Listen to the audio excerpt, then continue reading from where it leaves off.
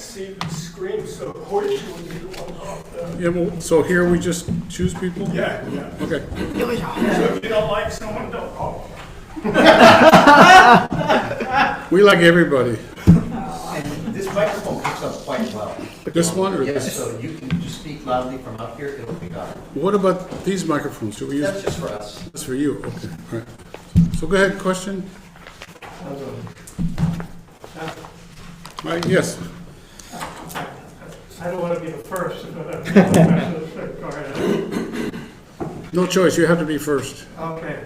I have a two-part question. And you'll probably figure out how closely they are related. A lot of ministers, of course, are involved in a person's dying, like in their deathbed. They have questions regarding their faith and what have you. So the first part of my question is, assuming we have a person who's lying on their deathbed, who is never was part of Jodo Shinshu, but in whatever previous hours or days, they became convinced that Jodo Shinshu was the right path. What would you say to him with respect to him asking whether or not he will enter the Pure Land?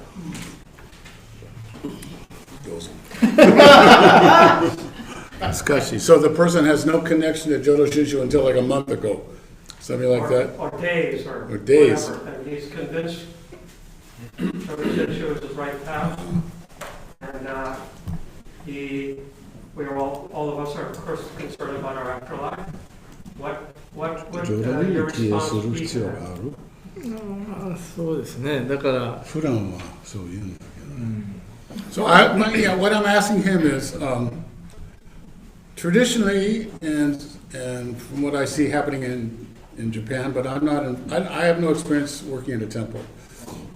People I hang out with all work in temples, but I don't. Is that to expect rebirth in the Pure Land usually, traditionally requires what we say a kie, a kind of taking refuge in the Pure Land path, taking refuge in this particular definition, taking refuge in Amida Buddha. So I don't know if that's relevant to your situation. If someone has just recently learned about this and become interested, are they able to do that? I mean, as an outsider, that's what I would ask. And it would seem to me that if they're able to do that, that would make a difference. But I defer to our... Well, if I remember correctly, I remember reading Dr. Bloom's comment on the fact that he was convinced that Jodo Shinshu was a correct religion for him because it was a religion based on grace, and of course faith. And if one could surmise from these two, from both faith and grace, that a person of this nature would conceivably then be allowed to enter the Pure Land. And this is my supposition, but that is the question I'm presenting.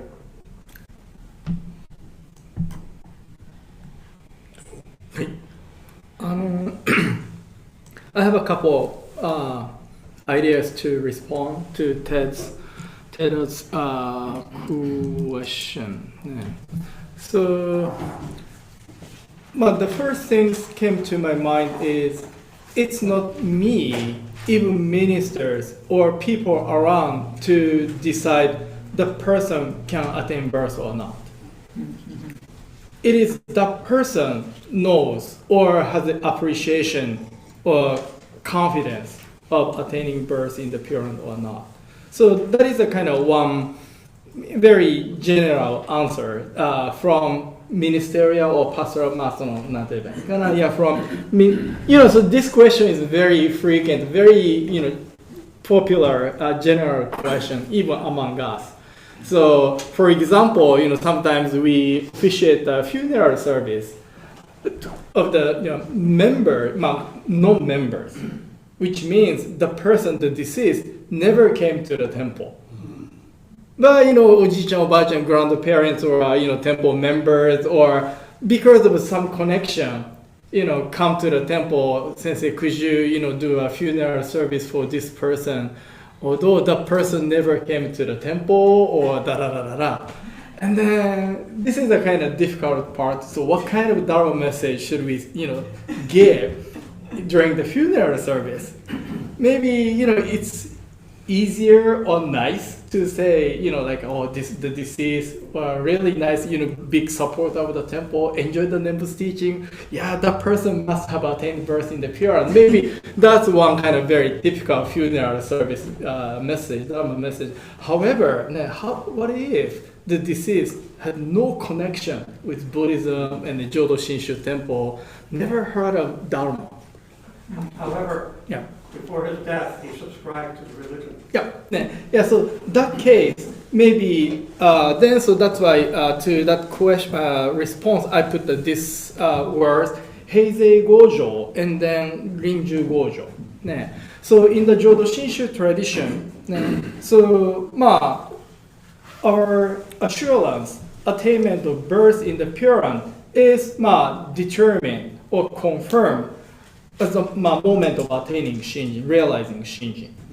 And then, It is not. so but it's hard to tell. Again, so it's very subjective thing. People around cannot say, oh, you don't have a Shinjin, or you have a Shinjin. It's really difficult. Very internal subject matter, spiritual thing.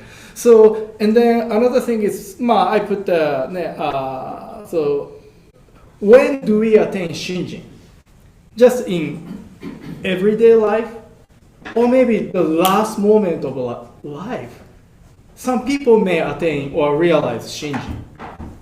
If so, the person is sure to attain birth in the pure. So this Heizei, my English translation is just a daily life. Maybe more kind of stretch is any moment as long as we live in this world. And then if we have a moment, chance to truly, deeply, now I understand. Or kind of aha moment of Amida Buddha's embrace and compassion. And at that moment is the person is assured to, attaining birth in the pure. Yeah. And thank you. I think, for me at least, the concept of Shinjin is what would be the determining factor here.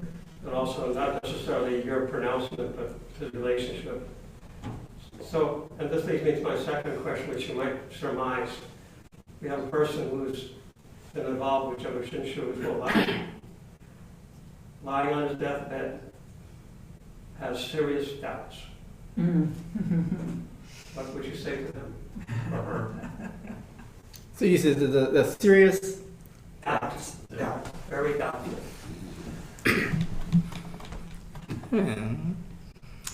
どれだったっけ？もし先生、僕らも新人があるはずのに会議ばっかりやから大変だね。So, to me, that's not necessarily a bad thing, because that means that they have not encountered the Buddha yet. And I would,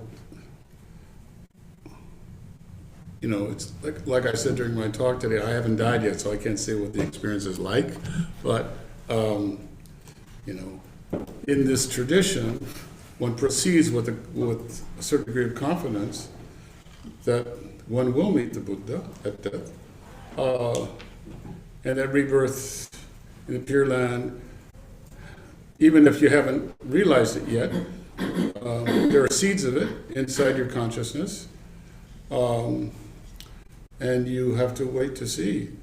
I would not, I think having doubts is perfect, to me, is in some sense not necessarily such a terrible thing.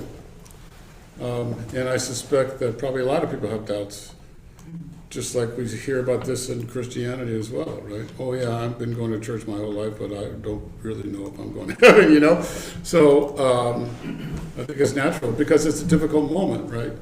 So that's my feeling about it. That's why I talked before about the circle of Nimbutsu thing. I think, from my perspective, Nimbutsu practice as you approach death does not require confidence that it's going to result in your goal. You engage in the practice because you want to approach the Buddha.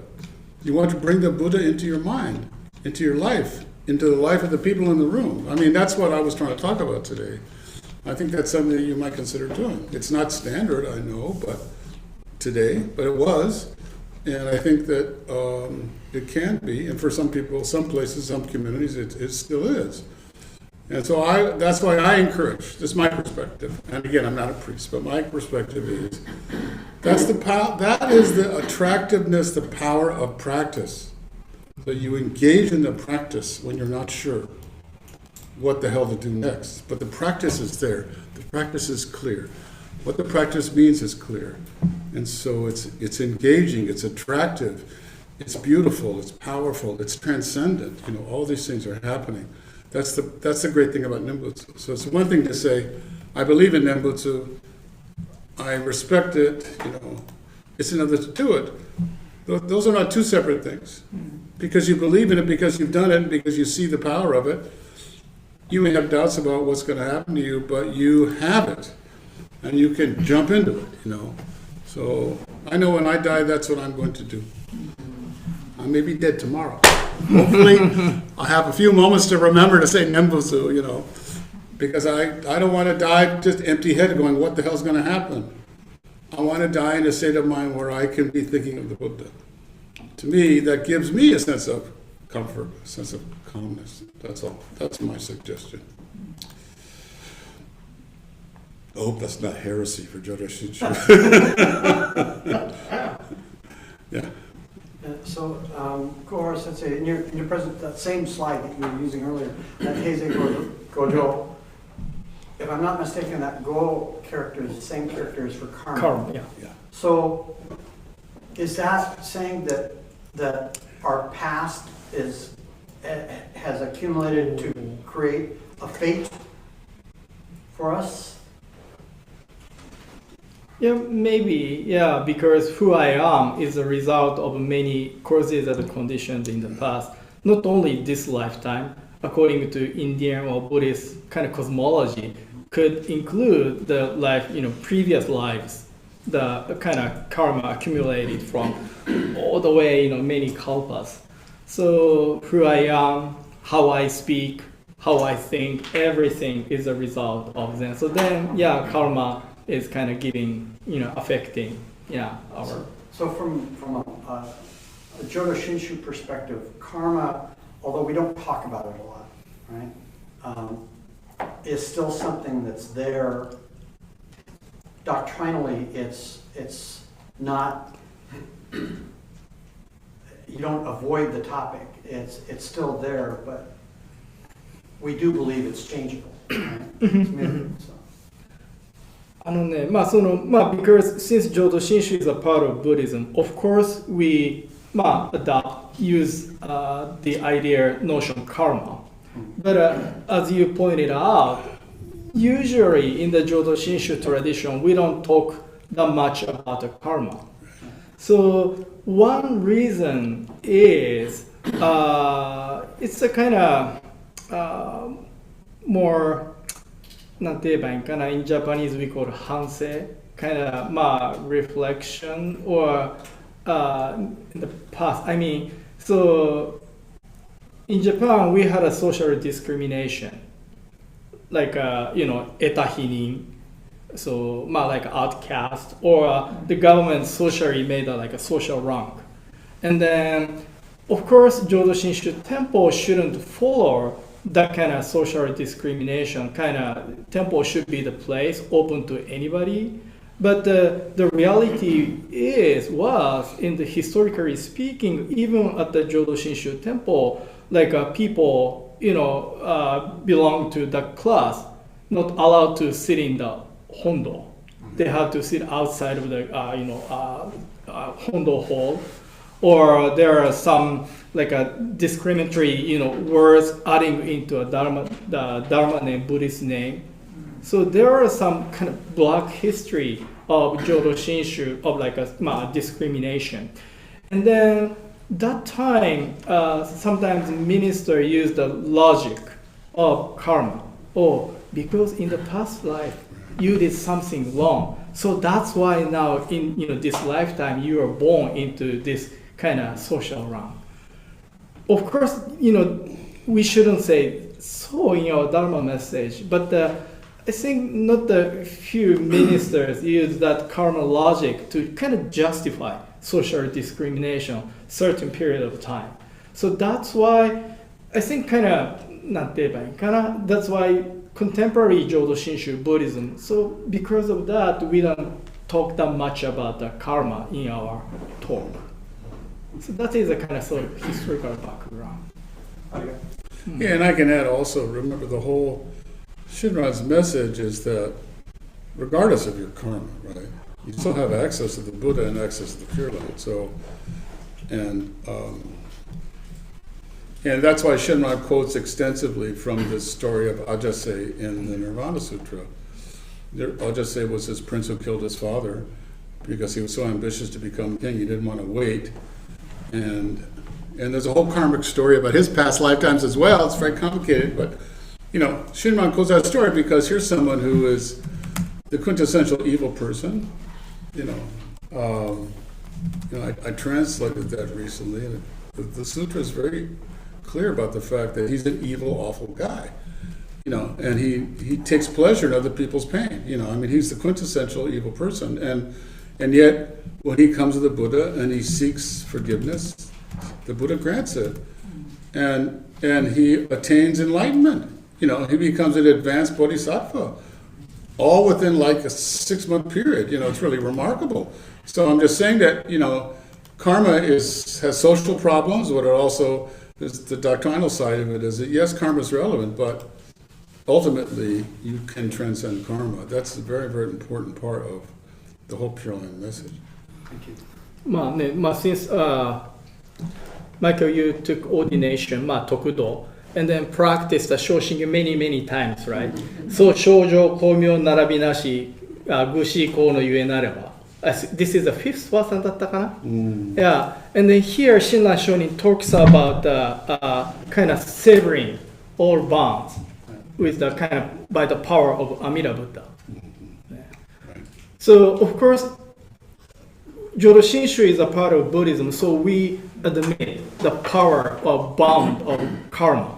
But Shinran Shonin's understanding is Amida's compassionate power or wisdom power is stronger than that. So that's why we can be kind of liberated from all those karmic, bonds.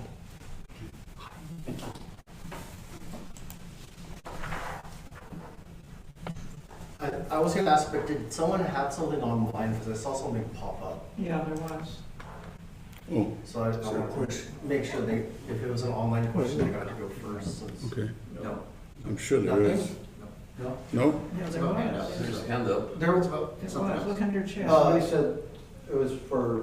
I think- Yeah, I think it's Lin Sensei said something. Yeah, I think this is Lin. Okay. Yeah. For Kuhar Sensei. Hi. So the question from Lin Sugiyama, Arizona. Hi, Lin. Thank you for joining us. どうしようかな。 Oh, can you read it? Because I can't see it. Hi. So his question is, for reaching the stage of the truly settled, it was mentioned many times by Renya Shonin. Did Renya Shonin believe all Shin followers attain the stage in the people he talked to? 不大点の話。不大点の話ですね。I think, yeah, so again, anybody who realizes Shinjin is the one who is in the stage or dwells the stage of non-retrogression. So, yeah, so as long as people who realize the Shinjin, yeah, I would yes to this question from Rin. Lin, if you can unmute, you can also share your question with people here or on Zoom. Hello, Sensei, can you hear me? Yes. Okay, great. Thank you, and hello, everybody from Arizona. So anyway, that stage of the truly settled, I know we talk about that a lot when we're reading Gobunsho, especially Gobunsho from Renya Shonin. So I imagine that he thought everybody would be able to accept to reach this stage of truly settled. But I just wanted to ask that question just to verify with you about that. His camera's on. This camera's on. Oh, okay. Thank you.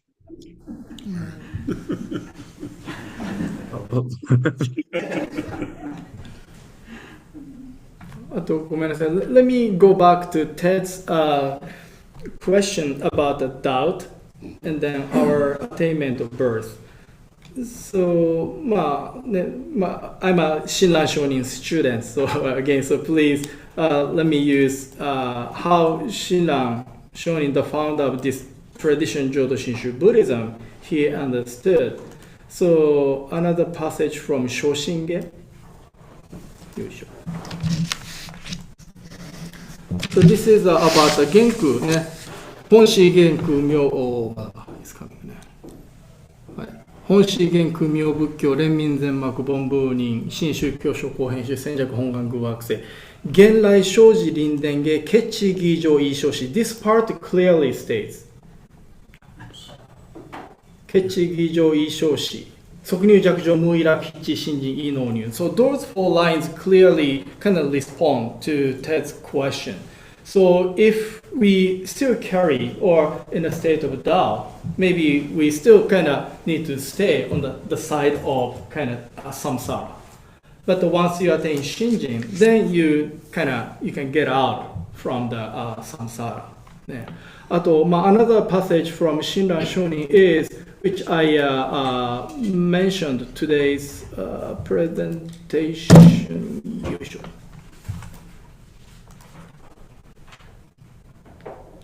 This passage, the third quote. So this is the beginning of Kyogyo Shinsho, preface of Kyogyo Shinsho. If in this lifetime still you are entangled in the net of doubt, then unavoidably you must pass once more in the stream of birth and death through myriad of karmas. So Shinran Shonin maybe dedicated his whole life to share the Nembutsu teaching, hoping everybody attain Shinjin, right? So Shinjin is what the Shinran Shonin wanted other people to attain, realize. And then what is doubt? Yeah. So I think sometimes members ask, Sensei, what is Shinjin? And then to explain something, sometimes I use the opposite notion. Because if we present the opposite notion, it's easier to, so Shinjin is something opposite to this. And to me, the opposite to Shinjin is doubt. We cannot entrust or kind of open ourselves to Amida's guidance, embrace, wisdom, compassion. The kind of attitude, resistance, is kind of doubt. So in other words, once all those resistance, doubt is gone, and then open to Buddha's guidance, that is Shinjin. So in other words, so if we have a doubt or resistance, maybe even Amida Buddha is still struggling to embrace or guiding this guy. If I have a doubt. But that's very difficult to say that to the person who's dying, right? Well, I see that you have doubt. That suggests you don't have Shinjin, you know what I'm saying, or your Shinjin has disappeared or something. You know what I mean? That's a hard position for you to be in, right? Well, that's what makes it such an interesting question, because the person facing this at their moment would have no real emotional difficulties. So, だからね、so Jodo Shinshu, sometimes it is described the easy path. And the Jodo Shinshu is kind of, like all sentient beings. Right. Sounds very inclusive, right? And then sounds very easy teaching. But I would say no. So in Shoshingen, Nanchushi nan Mukashi. So Shinjin is the most difficult thing, right? Why? Because the teaching itself is open, very universal, simple so that anybody can take it. But it's me who resist, kind of block this teaching. So Jodo Shinshu teaching, attaining, realizing Shinjin is kind of struggle, fight with myself, kind of removing my doubt, my prejudice, my ignorance, That's how we can make an open in ourselves to accept or realize the importance of Amida Buddha's guidance or kind of calling. ね So that's why ねsince this is a ねseminar でto answer your question, so three treasures. The first line: hard is it to be born into human life now we are living. Difficult is it to hear the teaching, blessed one, now we hear it, right? So this first line of three treasures talking about how rare, how precious it is for us to be born into human life after many lifetimes.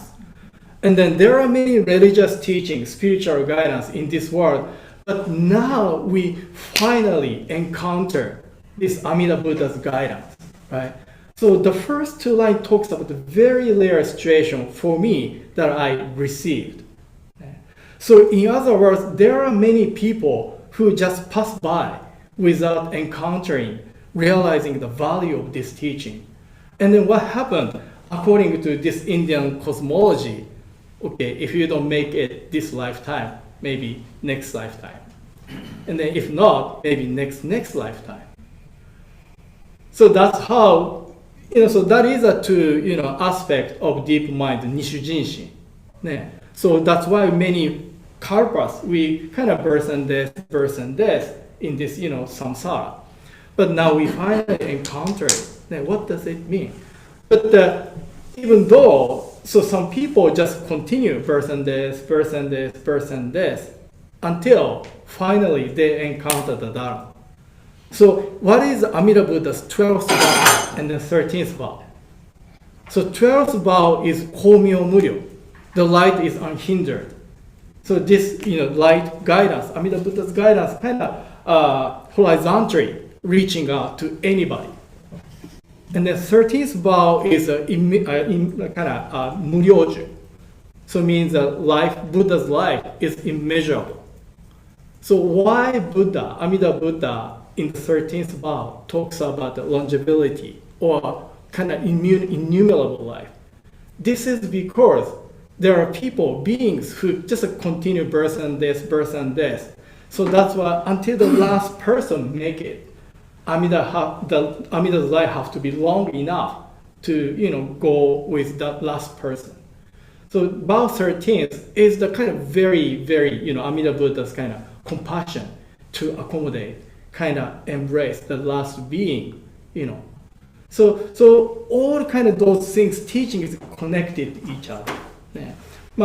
So that's why sometimes, we have a, non-members funeral service. So that's why, how should we say in the Dharma message?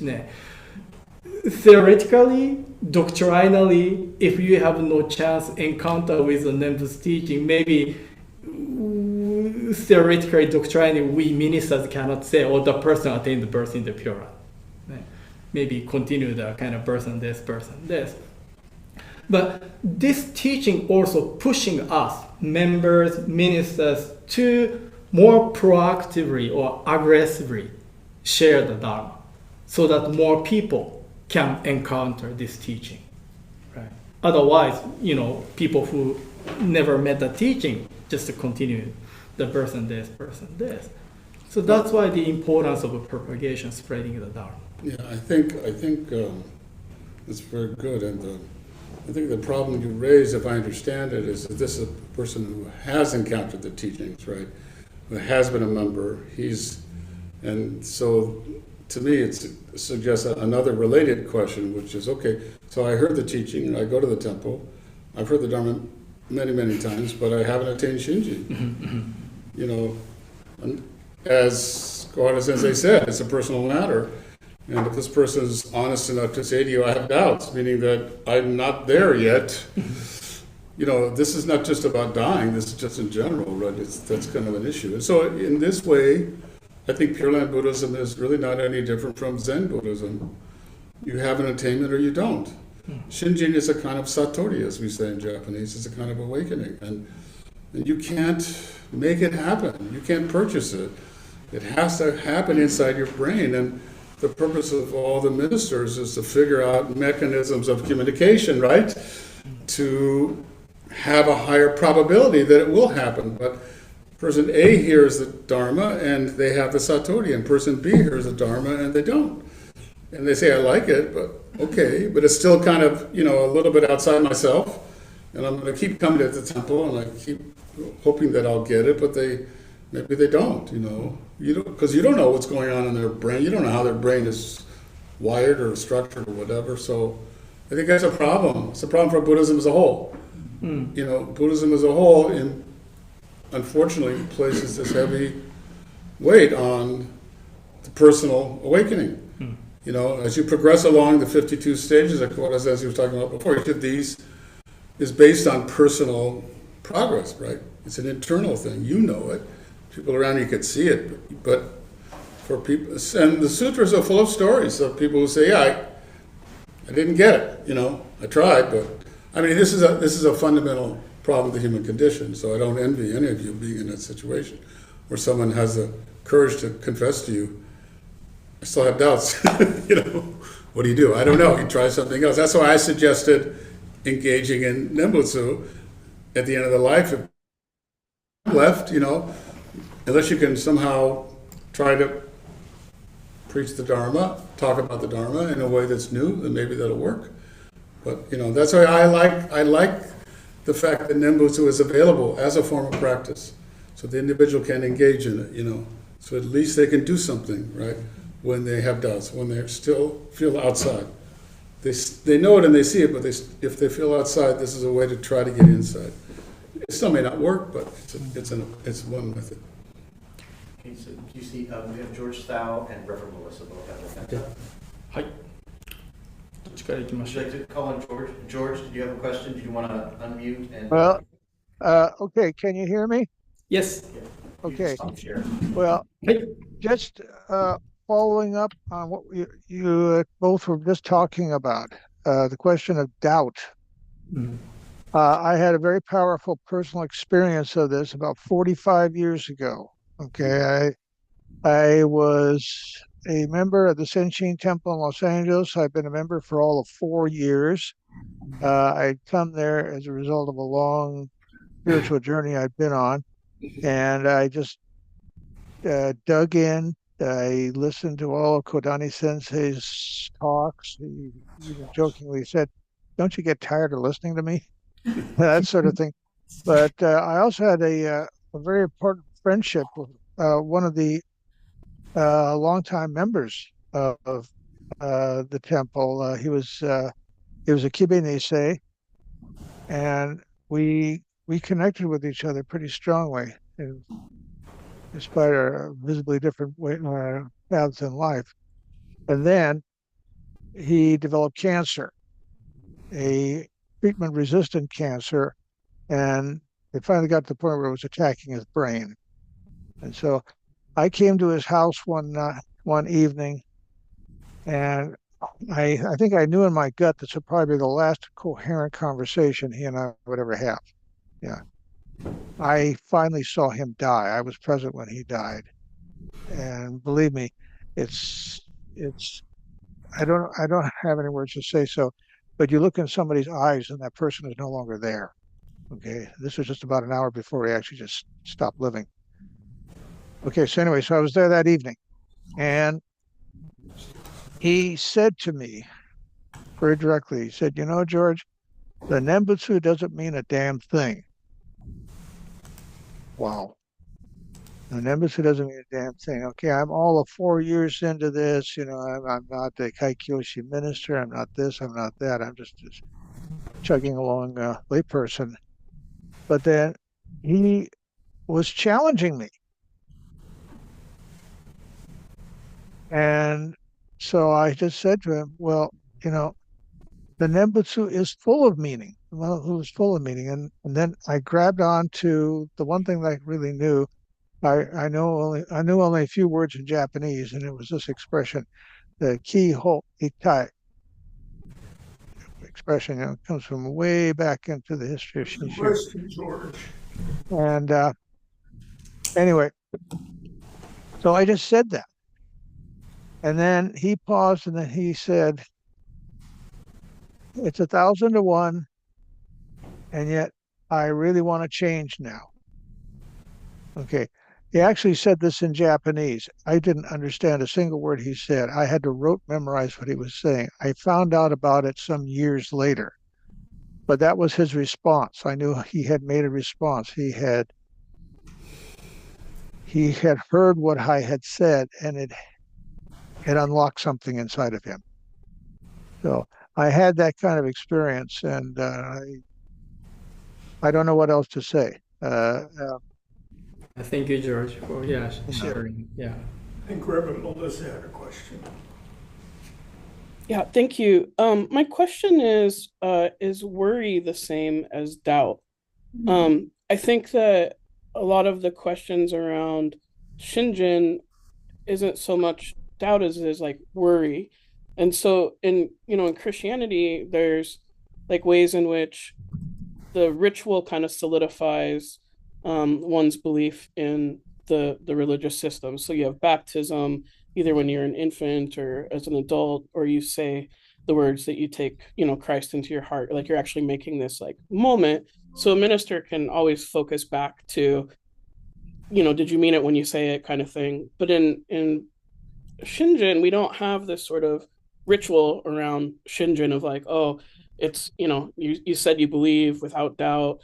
Now you have it. Like everybody's very like, oh, I don't know if I have it or not. And so I'm just kind of wondering if it seems like it stems from worry more so. And so that's kind of my question is like, is there a difference between worry and doubt, or is worry just another subsection of doubt?